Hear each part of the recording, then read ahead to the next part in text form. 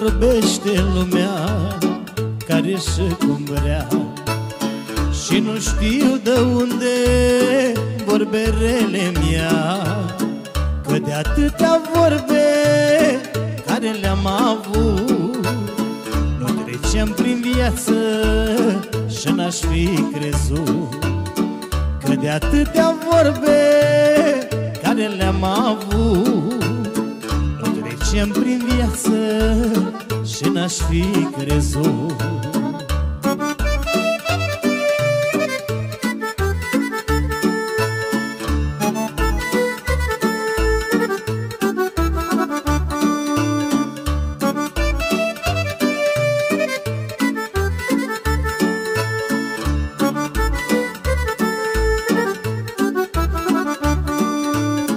Mă vorbește lumea, Doamne, lumea toată, și nu știu de unde grija mea o poartă.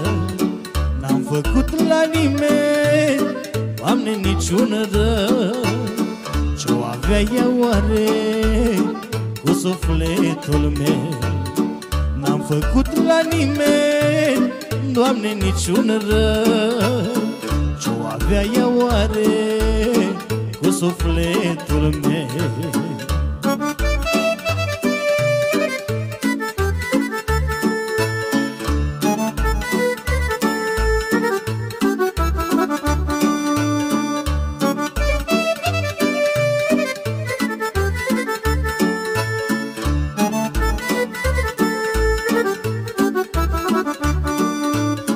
Mă vorbește lumea care și cum vrea, oare ce-o fi vrând să împart cu ea?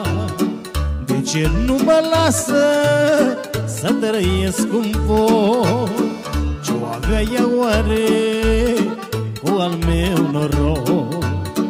De ce nu mă lasă să trăiesc cum pot? Ce-o avea ea oare